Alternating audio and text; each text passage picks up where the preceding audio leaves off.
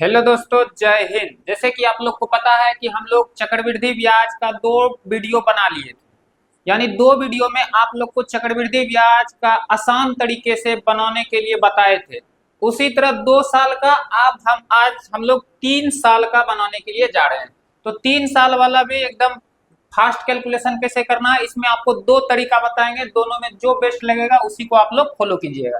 देखिए, करे 10,000 रुपया की कोई धन 5% की दर से 3 साल का चक्रवृद्धि ब्याज ज्ञात कीजिए। कितने साल का? 3 साल का। एक तो आप लोग को मेथड बताए थे x plus Y plus X Y by 100, यानी कि x क्या था? रेट था। तो रेट को ही तो लेना था। 5%, 5 5 10, 5 25, यानी 10.25। ये 2 साल का निकला। फिर आप लोग 10.25 फिर लेते 5%, क्योंकि 3 साल में जा रहे हैं। एक तो ये मेथड है। उसके बाद एक 3 साल वाला का आप लोग मेरे तरीके से चलिए। 3 साल में क्या करना है, एक फॉर्मूला है 3a, दशमलव डालिए, 2 डिजिट डालिए, 3a², फिर 2 अंक AQ। यानी कि ये क्या है? क्या है? रेट है। तो रेट देखिए आप लोग 5%। 5% तो 5 का क्यू कितना हो जाएगा?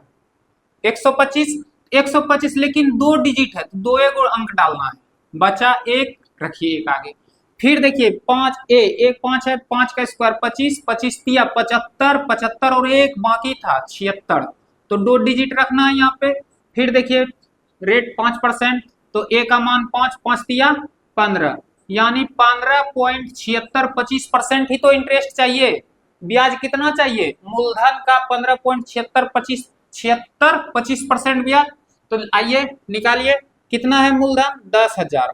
10,000 का 15.76% क्या निकला है? परसेंट। तो परसेंट निकालिए इसका। तो परसेंट हटाइएगा तो बटे 100 आएगा, बटे 100। और डिजिट हटाइए, दशमलव हटाइएगा तो 1 2 3 4 0, 1 2 3 4 0। तो 4 0 से देखिए, 4 0 से 4 0 कट गया, कट गया। तो देखिए 2 जीरो बचा है, नीचे 2 जीरो। तो 2 जीरो को दशमलव, जितना जीरो उतना अंक के बाद दशमलव। तो क्या जीरो? 1 2, 2 अंक के बाद दशमलव होगा। तो 15,76, 15,000, सॉरी 1,57,625 का 2 अंक के बाद दशमलव। तो इतना, यही तो मेरा 10,000 रुपया का 3 साल का ब्याज कितना निकला? 1,576 रुपया 25 पैसा। तो ये मेरा क्या हुआ? आंसर। उसी तरह तीसरा पे आइए, सेम निकालिए वही फार्मूला 3a दशमलव 3a² AQ। 2 डिजिट हमेशा ध्यान रखना है। और ये 3 साल वाला सारा क्वेश्चन सोल्व होगा बस इसी मेथड से, और फास्ट। बाकी देखिए कि अगर कटने वाला नहीं है तो आप लोग को हम डिजिट सम पकड़ने के लिए सिखाएंगे कि डिजिट सम से कैसे फास्ट कैलकुलेशन करके आना है। कितना भी कैलकुलेशन हो, आप लोग डिजिट सम से उसको फॉलो कर सकते हैं। आइए सिर्फ इस पे आइए, सेम वही A4, 4 का क्यू कितना हो जाएगा? 64। फिर देखिए 3a, का मान 4, तो 4 का स्क्वायर 16, 16 तिया 48, 2 अंक आए, 2 अंक यहाँ भी दिए, दशमलव।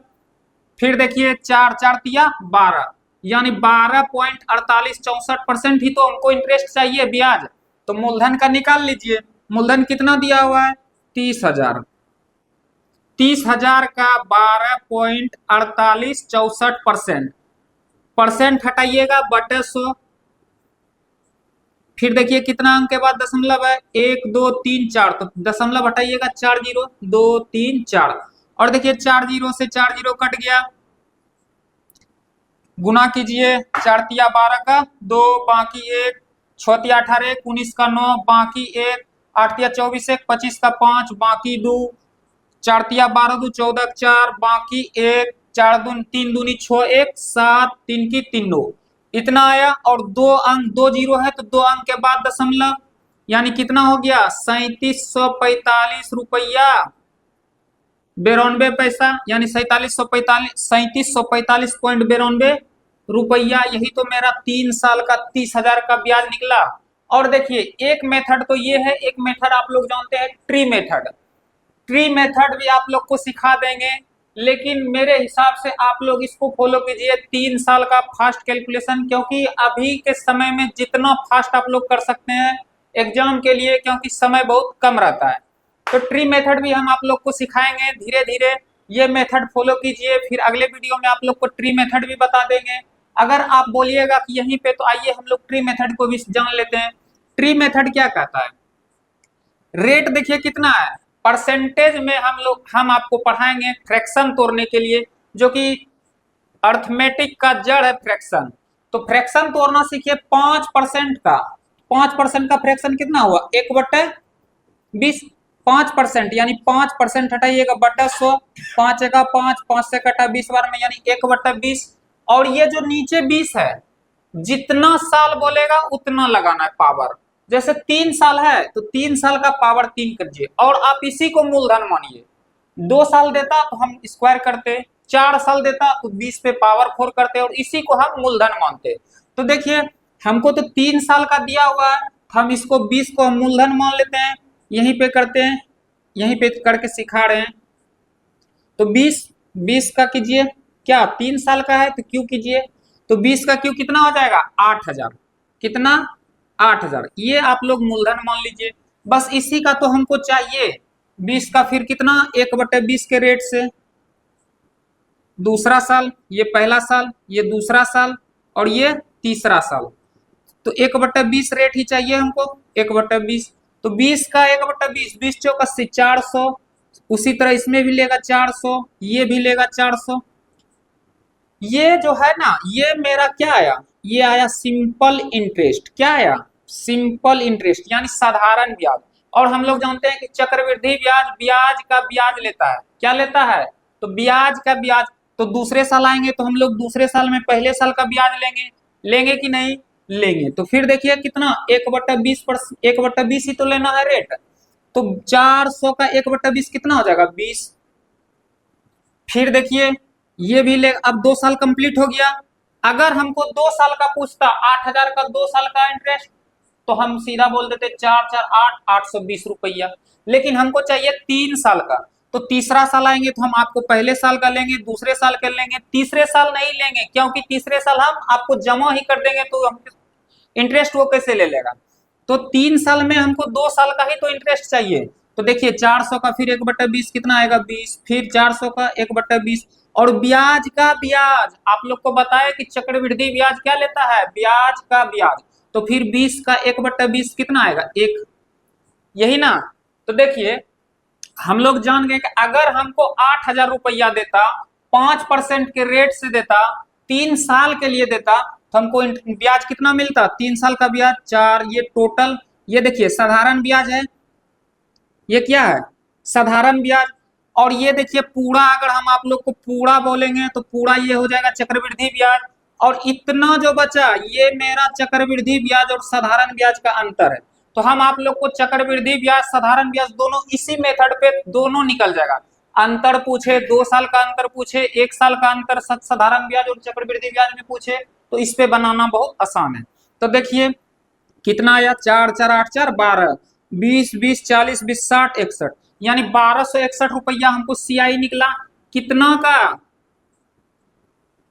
8000 रुपया का। कितना का? 8000। लेकिन हमको तो 8000 रुपया वो दिया नहीं है, दिया कितना है? 10,000। तो 10,000 लिया, तो हम देखते हैं हमको कितना गुना ज्यादा मिला है। क्या? यही ना? कितना गुना ज्यादा मिला है? तो कितना गुना ज्यादा मिला है? तो 10,000 8,000 से भाग देंगे तो पता चल जाएगा हमको कितना गुना मिला है। तो देखिए 3 जीरो से 3 जीरो कट गया, यानी 10/8। तो 10/8 गुना ही तो हमको इंटरेस्ट भी तो चाहिए। तो इसका हम लोग 10/8 गुना इंटरेस्ट भी लेंगे, आप लोग से लेंगे कि नहीं? तो देखिए कितना आया?